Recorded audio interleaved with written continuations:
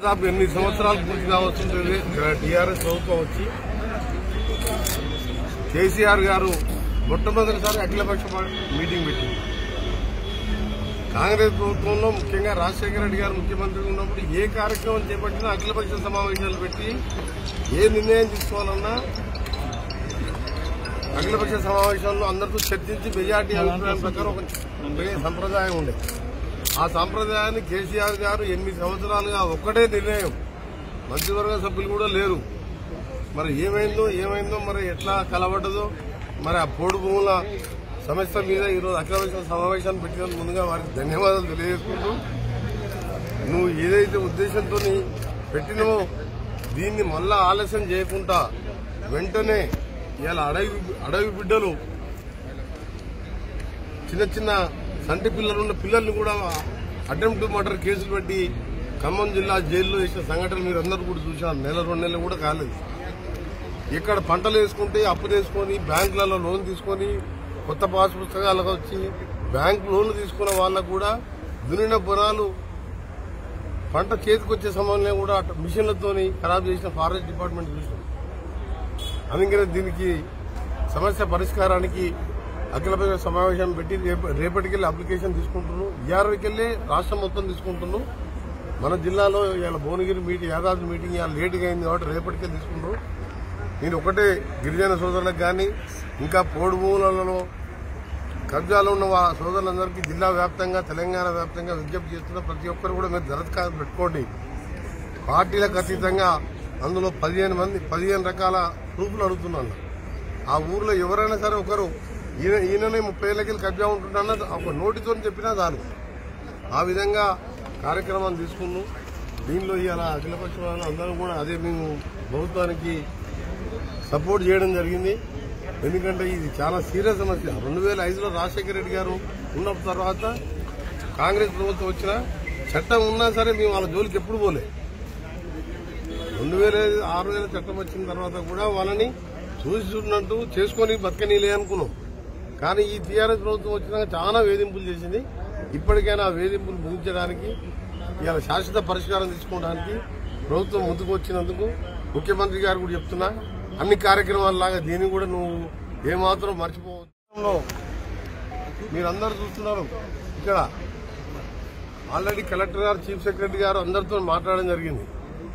వాళ్ళు మార్చిలో యాదగిరిగుట్ట ఓపెనింగ్ ఉందని చెప్పి ఆగమేఘాల మీద వాళ్ళకి రేటు డిసైడ్ చేయకుండా వాళ్ళకి ప్రత్యామ్నాయంగా ఆ డబ్బాల వాళ్ళకి ఎక్కడెక్కడ ప్లేస్ ఇస్తాం మేము మీకు ఏం చేస్తామని చెప్పి ఒక మాట కూడా మాట్లాడకుండా ఇవాళ అధికారం ఎట్లా చేతిలో ఉందని చెప్పి ఈ విధంగా కూలగొట్టి ఎంతో మంది ఇలా నిద్రలేని రాత్రులు గడుపుతుంది. ఇవాళ భువనగిరి వ్యాపారస్తులు ఇవాళ వాళ్ళ ఉన్న ఆస్తులు పోగొట్టుకుని నిద్ర లేకుండా తిండి లేకుండా భయపడుతుంటే కనీసం ఇవాళ జిల్లా మినిస్టర్ గారు వారు మాట్లాడి మీకు ఇంత ఇస్తాం కంపెన్సేషన్, ఇంత రేటు, ఇంత ఎస్టిమేట్, నేను లేకపోతే మేమే కూలగొట్టుకుంటాం అంటే కూడా టైం ఇస్తలేరు.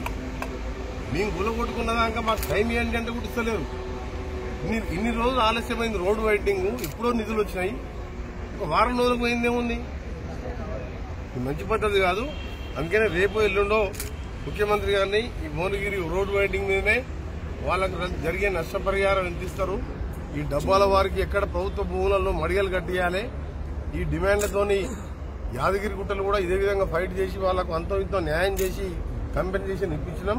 భువనగిరి పట్టణ ప్రజల వ్యాపారస్తులందరికీ కూడా ఒకటే హామీ ఇస్తున్నాం, తప్పకుండా ముఖ్యమంత్రి గారిని కలవని నేను ఎప్పుడు ఆయన అపాయింట్మెంట్ ఇయ్యాడు జనరల్ గా అని ఫస్ట్ టైం ముందే చెప్తున్నాం. మళ్ళీ వెంకరెడ్డి పోయి ముఖ్యమంత్రి కలిసిన మళ్ళీ దానికి టీవీలో ఇంకోటి పెడుతున్నాడు. నేను కలిసేది భువనగిరి పట్టణం గురించే, అది షాపు ఓనర్స్ సంబంధించిన సమస్య మీదనే. నిన్న పొద్దున్నే అపాయింట్మెంట్ అడిగిన 340 మంది కుటుంబాలకు సంబంధించిన సమస్య. ఇంకా దానికి అదనంగా డబ్బులు కూడా అవసరం వస్తుంది. ఆ డబ్బుల కోసం ఒకటి అర్బన్ కాలనీలో కొన్ని సమస్యలు ఉన్నాయి. అలాగే భువనగిరిలో మాకు చాలా ట్రైన్లు ఆగవు, ఒక బస్ డిపో ఏర్పాటు చేయాలని చెప్పి నా కోరిక. ఎందుకంటే రోజు 40-50 వేల మంది భువనగిరికి వెళ్ళి హైదరాబాద్ పోయిస్తారు, ఒక్క ట్రైన్ ఆగదు. ఏంటంటే మా కర్మ ఏంటంటే ఆ ట్రైన్ సప్పుడు ఉంటాం తప్ప ఒక్క ట్రైన్లు ఆగవు, బస్సులు పోవలేదు. ఆ బస్ డిపో ఒకటి, ఈ 340 మంది ముఖ్యమైన సమస్య రోడ్ వైండింగ్. తప్పకుండా వాళ్ళ పక్షాన పోరాటం చేస్తాం. ముఖ్యమంత్రి గారిని ఒప్పించి మార్కెట్ రేట్ ప్రకారం వాళ్ళకి నిధులు, వాళ్ళకి డబ్బులు ఇచ్చే విధంగా ప్రయత్నం చేస్తామని బహుశా రేపు ఎన్నో అపాయింట్మెంట్ ఇస్తుండొచ్చు. నేనేమన్నా హుజూరాబాద్ ఎన్నికల్లో దెబ్బతిన్నాను వాడు బాధలు ఉన్నానేమో మరి. నేను మెసేజ్ పంపించినా, నేను చెప్పిన అప్పుడే మెసేజ్ కూడా వాళ్ళకి చెప్పినా ఓన్లీ భువనగిరి రోడ్ వెయిటింగ్ కోసం వస్తున్నా. అలాగే ఇంకొకటి గన్నవల్ల రిజర్వాయర్ వర్క్ స్టార్ట్ చేసి రద్దు చేసిండ్రు. ఆలేరు కాన్స్టిట్యూన్సీ సంబంధించి ఈ 2 విషయాలు పెట్టుకున్నా. మాకు బస్వాపూర్పల్లి కొండపుచ్చంకి వెళ్ళి మాకు తుర్కపల్లికి రాజపేటకి నీళ్లు రావాలి. అది పోయింది, ఉన్న గన్నమల్లి క్యాన్సల్ అయిందని చెప్తుంది. ఈ 2 సమస్యలు మధ్య వరకు ఎక్కువ.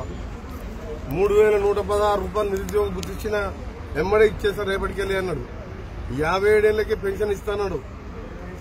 ఆఖరికి ఎట్లయిందంటే 57 ఏళ్ళు కాదు, ఒక ముసలామ చచ్చిపోతే వాళ్ళ భర్త మీదకి మారుస్తలేరు, ఆ ముసలాయన చచ్చిపోతే భార్య పేరు మారుస్తలేరు. 57 ఏళ్ళ పెన్షన్ సంఘాన్ని మరిచి వదిలిపెట్టు. కనీసం భర్త చనిపోతే భార్య పేరు మీద కూడా మారితే ఇప్పటికీ 3 ఏళ్ళు అయింది, 2సారి గవర్నమెంట్ వచ్చింది. అందుకే నాయన నువ్వు పొరపాటున నువ్వు డబుల్ బెడ్రూమ్ లాగాను దళితుల 3 ఎకరాల్లో చేయొచ్చు. పిల్లల్ని, ఈ అడవి పిల్లల్ని అన్యాయం చేయొద్దని నీకు చేతులు జోడించి విజ్ఞప్తి చేస్తూ ఒక నెల రోజుల్లోనే ఈ సమస్య పరిష్కారం చేయాలని, అందరికి కూడా పట్టాలు ఇచ్చి వాళ్ళ కష్టం చేసే మనుషులు వాళ్ళకి న్యాయం చేయాలని ముఖ్యమంత్రి గారికి విజ్ఞప్తి చేస్తున్నారు. హాయ్ ఫ్రెండ్స్, మా టుడే టుమారో యూట్యూబ్ ఛానల్ చూస్తున్నందుకు చాలా థ్యాంక్స్. మరిన్ని లేటెస్ట్ వీడియోస్ కోసం వెంటనే సబ్స్క్రైబ్ చేయండి. అలాగే ఈ బెల్ ని కూడా రింగ్ చేసేయండి. మా నోటిఫికేషన్స్ అన్ని మీ మొబైల్లో వస్తాయి. అలాగే మా వీడియోస్ మీకు నచ్చితే లైక్ చేయండి, షేర్ చేయండి, నచ్చకపోతే కామెంట్ చేయండి.